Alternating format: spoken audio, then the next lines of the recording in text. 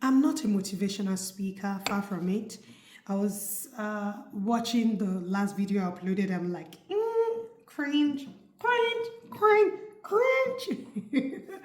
Because I'm not a motivational speaker. And that was the vibe I was getting from it. We have too many of them anyways. This is honestly all more likely to live, love, and thrive. And I'm inviting you to come along on the journey with me so that we can figure it out together. You won't believe what time it is right now.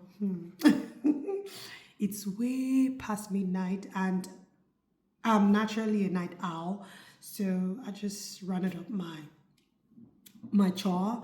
So for Tuesdays, I think there's a part of the house I clean and tidy up, and I've just done that, and here I am.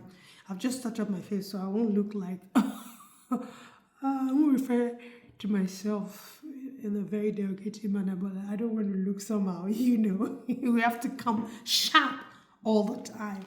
All the time. Let's put some lipsticks on. Or lip gloss. So at least look sharp. And burning the midnight oil, because if I want to see if I want to keep up with the content creation thing, I need to burn the midnight oil. And really, I won't lie, it's not a walk in the park, but I'm enjoying it. I'm loving it. And that reminds me of a particular defining event of my life. I was fresh out of uni, and I had some few months before my youth service corps. And I just wanted to work. And honestly speaking, I've always wanted to work. I just love to work. I knew what I wanted to do quite all right. I knew the industry I wanted to find myself. But of course, at times, especially when you need to survive, there are certain things you defer your dream to actually get some, source of funding and all of that. So I just wanted to work, not just sit and laze around, especially since I had few months, till my youth service corps. And at the time, one of those days, you commute from a certain location to another location. I sighted a beautiful, beautiful, beautiful building at Taiwoke. Yeah, I'm sure I'm saying the right thing at Taiwoke. I saw a beautiful building. It was an office, Glow. And with the advertisement of Glow that you've seen, in fact, my first sim was Glow.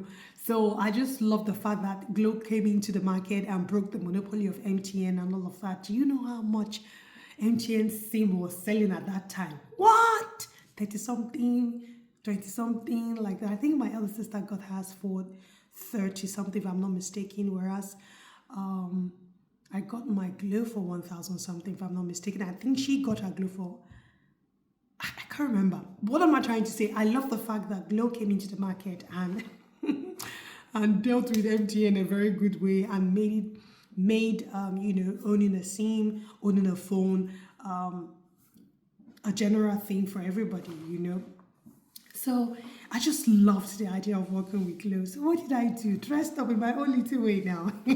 Off to the Glow office I went. And with my bubbly nature, I've always been courteous and all of that. So I walked in, and who taught me the thing to do? I don't know. Just that boldness. Oh my days. The kind of boldness one carried at that time, we're young and all of that. And I just wanted to work. So I walked into the office and, requested to speak to the manager. I think maybe the receptionist must have been intrigued because she didn't hesitate. She asked if I had an appointment. I said no, but I would really like to speak to the manager and all of that. I think I sounded convincing enough, and she ushered me to speak with the manager. And at the time, I don't know if that's still the business model Glow uses to date. The head of the region, is it each office or the regional office, is usually a family, an Adenuga. So I can't remember his first name now, but he was, of course, an Adenuga. And I approached him. I was courteous. I was just myself, and and I'd written a caricature resume for myself and all of that, and an application.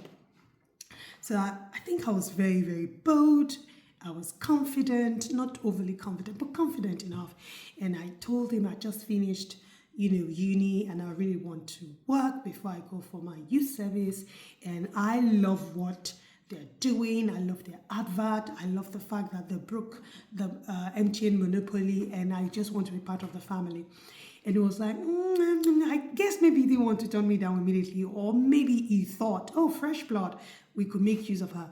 So he asked that I come, so I kept on going. There are times I would meet him, other times he won't be there, but I kept on going. And after a while, I received a call from them, and I think after a few weeks, I received a call from them letting me know that they received my application, and unfortunately, there are no vacancies at that office. However, that there's a vacancy for an intern at their office, mentioned the branch in Ondo State. Hey, Ondo, my mom won't let me at all. My mom won't let me out of her side. But come on, who was I kidding? How I wish I'd taken up that offer, because the loading that go on youth service call by myself in Kaduna. Anyways, anywho, like the Gen Zs would say, I turned it down, but I felt so bad. One thing though, while I felt bad that I didn't get the job, I felt honored that they would call to let me know that they had received my application, and they were willing to offer me a job as an intern. So I felt honored, but I felt bad at the same time that I didn't get the job, especially because I didn't want to be idle. I fell into batch B of my set, which means I wouldn't be going to camp with the first batch. So that means I had a few months, so I just wanted to fill up my days, fill up my month and all of that. And anyways, I felt very bad. So I think I was having a conversation with my big bro. Shout out to you, bro. You're Miaje.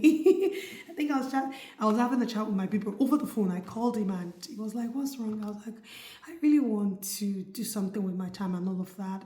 I just left uni, and but it was like, okay. And I narrated the experience with the glow thing, and it was like, okay, what else do you want to do? I was like, what else catches your fancy? And I was like, I wouldn't mind learning French. I've always been fascinated by French, and fascinated by French. I've been fascinated to French. Speak the English yourself. And it was like, okay, go to the nearest Alliance Française, do your inquisitions, and then let me know what the cost implication will be. I did. I relayed the message back to him, and he sent me the money. Then I think at that time it was 80K, if I'm not mistaken, for the whole beginners class with the exam. And it was a beautiful experience for me. Beautiful experience. I met new friends, and I did the exams. I did very well. It was just a beautiful experience for me, and it was time to go for my service, and it was just a robust service. And because of that, when I got to Kaduna, what I used my Alawi, as we call it, for was to further my learning in French. That was what I used my Alawi for, because the enthusiasm was there, the interest was high up there, and I continued. So honestly, this just shows to me that just do it too. If you're thinking about something, it might not always lead to what you want, but it might just open another door. It might just open another door. And even if it turns out that it didn't go your way, there's a lesson there. Honestly, there's a lesson there. The good old days. Please, this is honestly Omo learning to live, love, and thrive. And I'm inviting you over for us to figure life together with all its uncertainties. Please don't leave without sharing, loving, and commenting on this video. You can share any of your defining experiences growing up, or anyone that you've just encountered in recent times. And let's continue the conversation in the comment section. Ciao.